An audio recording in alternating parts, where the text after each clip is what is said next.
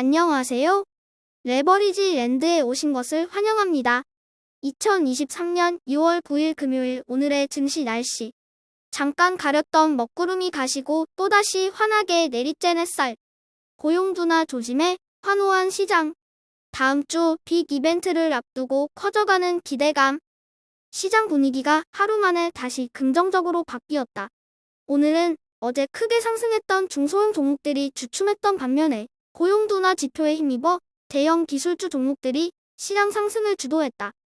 신규 실업수당 청구 건수가 시장 예상치인 23만 명을 훌쩍 뛰어넘는 26만 명으로 집계되며 고용도 꺾이기 시작하는 분위기로 패드가 더 이상 금리를 인상하기는 어려울 것이라는 기대감에 시장은 환호했다.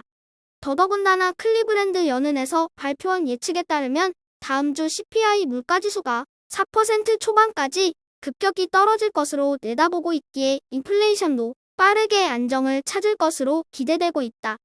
다음은 오늘의 주요 증시 전망 소식이다. 먼저 골드만삭스는 AI 기술의 발전은 장기적으로 모든 기업들에 유익하다며 인공지능 시대가 큰 기회가 될 것으로 내다봤다. 한편 JP모간은 기술주 랠리가 거품 영역에 들어서며 투자자들에게 조심할 것을 경고했다. 뱅크 오브 아메리카는 한술 더 뜬다. 최근에 빅테크를 비롯한 기술주 기업들의 큰 상승이 과하다며 모두 팔아 차익 실현하고 안전자산으로 이동할 것을 주문했다. 시장의 상승 분위기가 지속되자 상승장 초기에 언제나 그랬듯 거품 논란이 여기저기서 등장하기 시작하고 있는 분위기이다. 3배수 레버리지 ETF가 지역은행 ETF를 제외하고 전 종목 상승 마감했다. 막내 지역은행이 숨을 헐떡이며 말한다. 형님들, 좀 힘드네요. 저 잠깐만 좀 쉴게요. 빅테크가 한심하다는 듯이 말한다. 너 요즘 너무 나대. 다들 지켜보고 있다. 자중해라. 지역은행이 속으로 말한다. 그러는 지는 2배수 레버리지 ETF 역시 전기차와 바이오를 제외하고 기술주 대부분의 종목들이 상승 마감하였다. 오늘은 특히나 중국 정부의 경기 부양책 기대감 속에 중국 테크 주식이 모처럼 4.14% 큰 폭으로 상승하며 40달러 재진입을 눈앞에 두게 됐다. 그 다음으로 비교적 큰 폭으로 빠져있는 전기차 ETF인 EVAV는 테슬라의 큰 상승에도 불구하고 나머지 종목들이 받쳐주지 못하며 좀처럼 힘을 쓰지 못하고 있다. 결국 순환매로 시장의 유행은 돌고 돌게 되어 있다. 리비안을 비롯한 중국 자동차 종목들의 과매도가 과했던 조만간만큼 빠른 반등이 기대된다.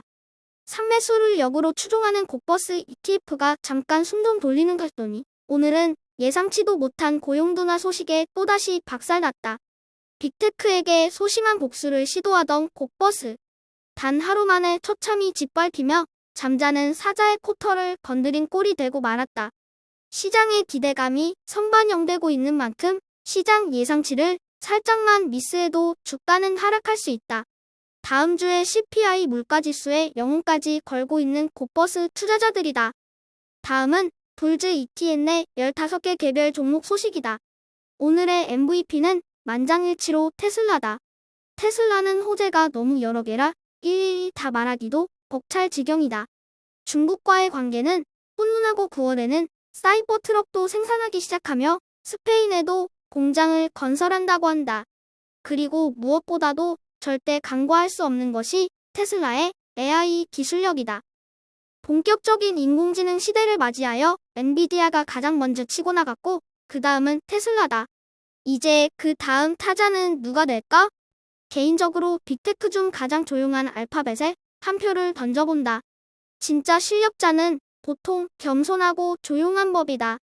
다음은 주요 개별 종목 소식이다.